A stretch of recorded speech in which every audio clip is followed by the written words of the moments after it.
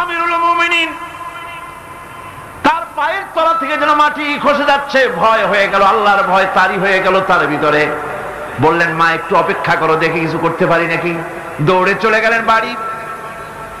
বৃদ্ধ আসলামকে ডেকে বললেন, বাইতুল মালের দরজা খোলো, বস্তা নিয়ে আসো, আটা ঢুকাও, পেঁয়াজ ঢুকাও, রসুন ঢুকাও, তরি তরকারি ঢুকাও।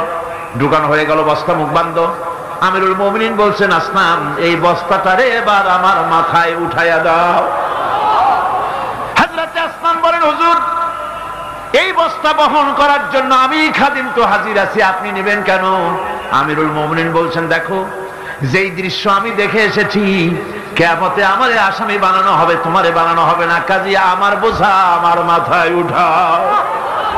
আটার বস্তা মাথায় নিয়ে অর্ধেকটা পৃথিবীর প্রেসিডেন্ট আমিরুল মুমিনিন দৌড়াচ্ছেন। রুমের ভিতরে, তাঁবুর ভিতরে ঢুকে বস্তা খুলে দিয়ে আটা বের করে দিলেন, রান্না করো।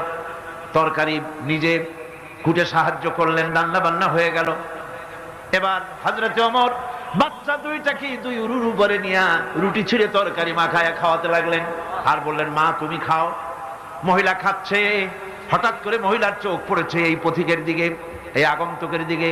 তাকায় দেখে লোকটির চোখের পানি দাঁড়িয়ে ভিজে ভিজে পড়ছে। মহিলা বলতেছে, ও পথিক তুমি কে? তোমার তো আমি চিনি না, তবে আমার মন বলে, তোমার ব্যবহার দেখে আমার মন বলে এই মদিনার সরকার আমিরুল মুমিনিন খলিফাতুল মুসলিমিন ওমর না হইয়া তোমার মতো মানুষ হলে বোধহয় ভালো হতো।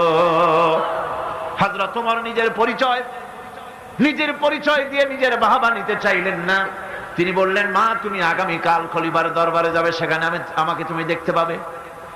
পরের দিন মহিলা কষ্ট করে যখন দরবারে চলে গেছেন, যে দেখেন কি সর্বনাশ, রাত্রিবেলায় যিনি বোঝা বহন করে নিয়েছিলেন তিনিই তো খলিফা। মহিলা কাছে গিয়ে করজোড়ে দাঁড়ায় বলেন, আমিরুল মুমিনিন রাতে আপনি আমার জন্য কষ্ট করেছেন, আমি বিরুদ্ধভাবে আপনার কাছে মাপ চাই, আমারে মাফ করে দেন। হযরত ওমর বলেন, মাপ? উল্টা আমার কাছে মাপ চাইও না, তুমি বলার আগে আমি খোঁজ নিয়ে যে তোমার খাবার পৌঁছাইতে পারি নাই, এই জন্য কিয়ামতের দিন আল্লাহর দরবারে ওমরে আসামির কাতারে দাঁড় করাইও না। এর নাম নেতা। এই নেতা তৈরি করেছিলেন বিশ্বনবী জনাবে মুহাম্মদ রাসূলুল্লাহ সাল্লাল্লাহু আলাইহি ওয়াসাল্লাম। गरीब कैसे बने? पहला, सुबह लेट से उठो, जब तक मन कर रहा है 2 बजे तक सो।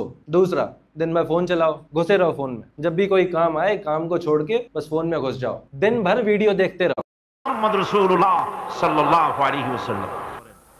মুনাজাতের পর আযান হবে বা জামাতে সার নামাজ আদায় করে যাবেন। আল্লাহুম্মা আমিন।